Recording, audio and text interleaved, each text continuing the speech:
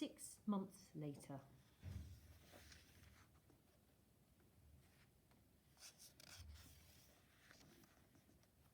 Hugo finished putting on his tuxedo.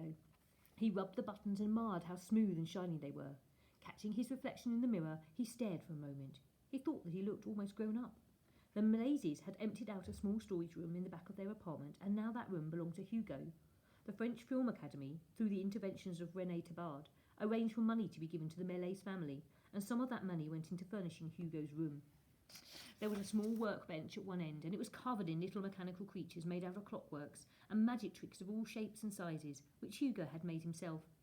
The school year had begun again, and Hugo had a desk for doing homework. His shelves were covered in books, and he had many souvenirs from the Paris World Fair, which he and Isabel had attended a month earlier.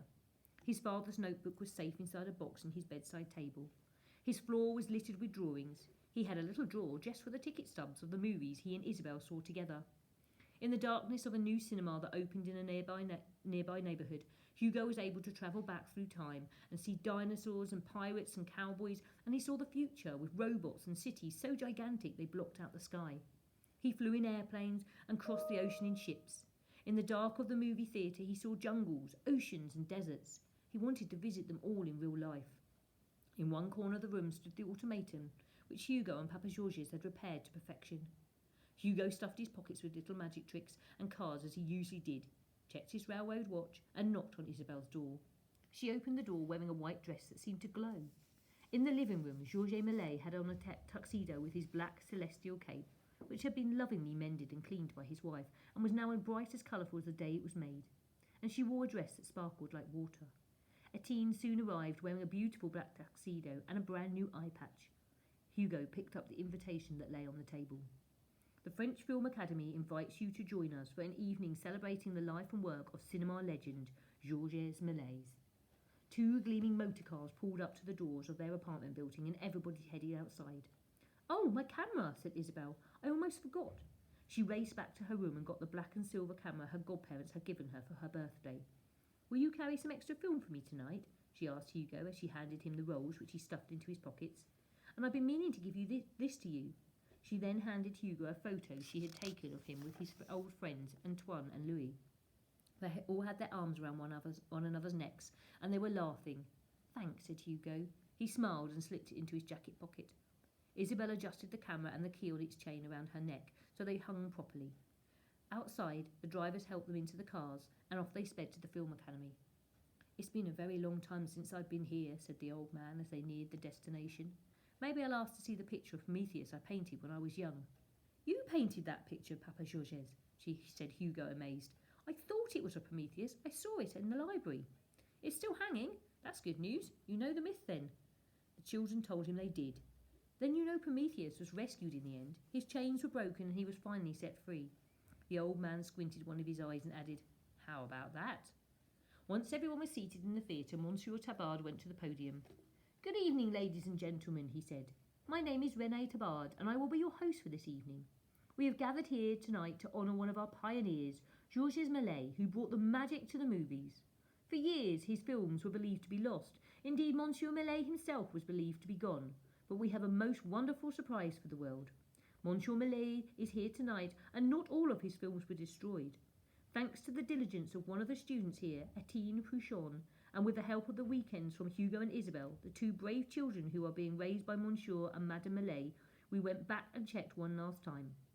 Starting with one film that we found in our own basement, Etienne, Hugo and Isabel searched through the vaults and long-closed archives. They took trips to private collections and such strange places as barns and catacombs, where their work was richly rewarded. They found old negatives, boxes of prints and trunks full of decaying film, which we were able to save. We now have in our possession over 80 films by Monsieur Méliès, a small fraction of the 500 he produced, but I am confident that in years to come even more of his movies will resurface. Tonight, Georges Méliès, my boyhood hero, is being rediscovered. Now sit back, open your eyes, and be prepared to dream.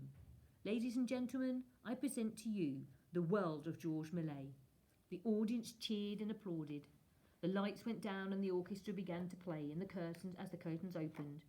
Film by film, Georges' world was projected on screen for the first time in over a decade.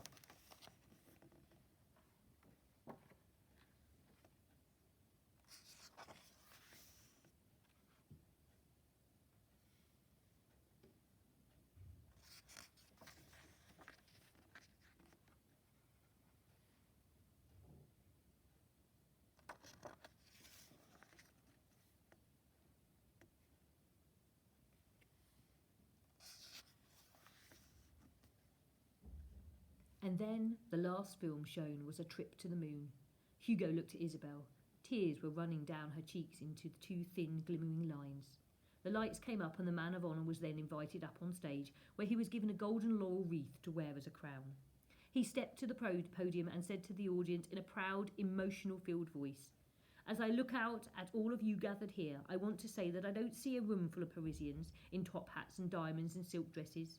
I don't see bankers and housewives and store clerks. No, I address you all tonight as you truly are. Wizards, mermaids, travellers, adventurers and magicians. You are the true dreamers." After the gala ended, they all went to a small party in his honour at a nearby restaurant. Isabel took photographs the entire night and Hugo sat at a table doing magic tricks. A rather sizable crowd soon gathered around Hugo. Georges Millet walked over to where Hugo was sitting, put his hand on Hugo's shoulder and said to everyone, "I want you all to remember this moment. I believe this is the first public performance ever given by Professor Alcofribas." Hugo looked up and asked, "Who is Professor Alcofribas?" "You are, my boy." Professor Alcofribas was a character who appeared in many of my films, sometimes as an explorer, sometimes as an alchemist, a person who can turn anything to gold. But mostly he was a magician, and now he has appeared in real life, right here in this very room. In that moment the machinery of the world lined up. Somewhere a clock struck midnight, and Hugo's future seemed to fall perfectly into place.